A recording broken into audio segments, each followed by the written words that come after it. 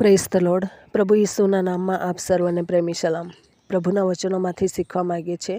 માથીની લખેલી સુવાર્તા તેનો 10મો અધ્યાય અને 28મી કલમ.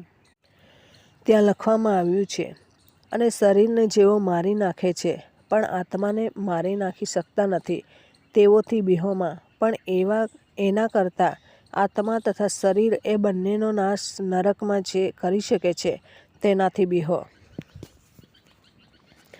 પ્રભુનું વચન એમના શિષ્યોને માટે, આપણા માટે આજે પ્રભુ આપી રહ્યા છે કે દુનિયામાં જે સતાવણી થઈ રહેલી છે, પ્રભુના લોકોની સતાવણી થઈ રહેલી છે, તે સમયમાં પણ પ્રભુના શિષ્યોની સતાવણી કરતા હતા. પ્રભુ પર જેઓ વિશ્વાસ કરતા હતા તે સર્વને તુચ્છકારતા હતા. શાસ્ત્રીઓ દ્વારા, યહૂદીઓ દ્વારા, ફરોશીઓ દ્વારા, અધિકારીઓ દ્વારા એ પ્રમાણે કરતા હતા. સતાવણીઓ થતી હતી અને તેથી લોકો બી જતા હતા કે આપણને નુકસાન થશે, આપણા શરીરને નુકસાન થશે, પછી આપણું ફેમિલી શું કરશે, એવી રીતના તેઓ બી જતા હતા. પરંતુ પ્રભુનું વચન તેમના માટે અને આપણા માટે જણાવે છે કે જે શરીરને મારી નાખે છે, શરીરને જે મારી નાખે છે તેનાથી બીહોમાં. પરંતુ શરીર અને આત્મા બંને મારીને નરકમાં નાખવાનો જેને અધિકાર છે, એવા સર્વશક્તિમાન ઈશ્વરથી તમે બીહો. એ ઈશ્વરની તમે બીક રાખો.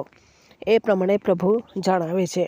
આજે જે પરિસ્થિતિ દુનિયામાં થઈ રહેલી છે, એને જોઈને શું આપણે બી જઈએ છીએ?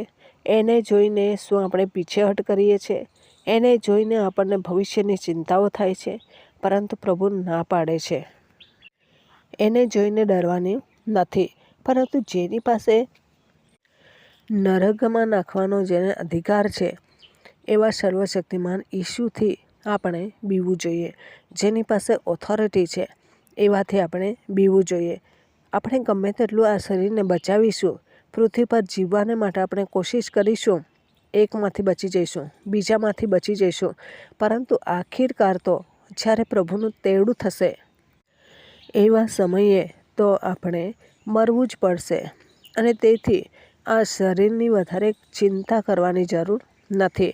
આ શરીરની આપણે વધારે કાળજી કરવાની જરૂર નથી. પ્રભુએ કીધું છે કે શું ખાઈશું, શું પીશું, એની પણ ચિંતા કરતા નહીં, પરંતુ આત્માની ચિંતા કરો.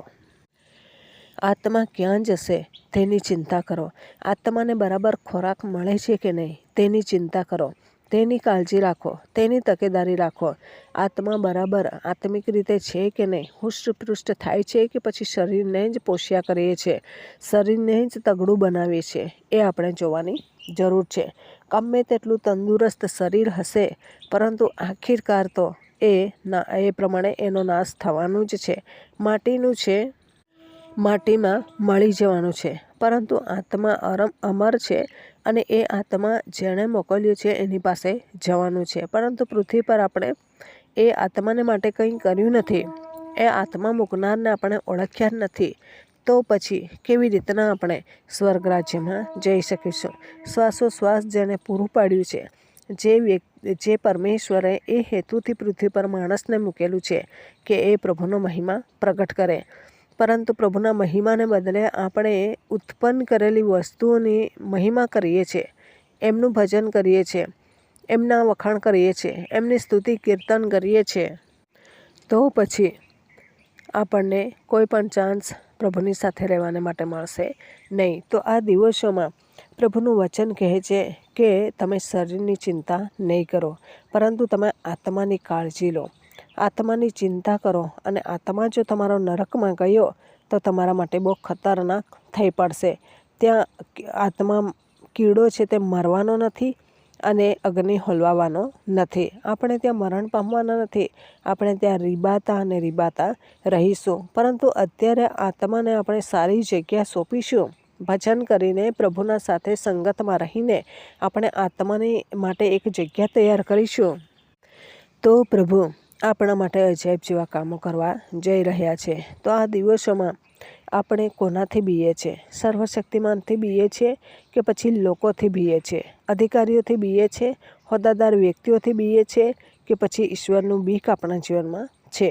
આપણે જોઈએ તો જેઓ ઈશ્વરથી બીતા હતા એવા દરેક વ્યક્તિઓના જીવનો એક નમૂનાના જીવનો બનેલા છે. જે વ્યક્તિઓને દુનિયાની બીક છે, દુનિયાના લોકોની બીક છે, અધિકારીઓની બીક છે, હોદ્દેદાર વ્યક્તિઓની બીક છે, એ વ્યક્તિઓ ઈશ્વરથી બીતા નથી.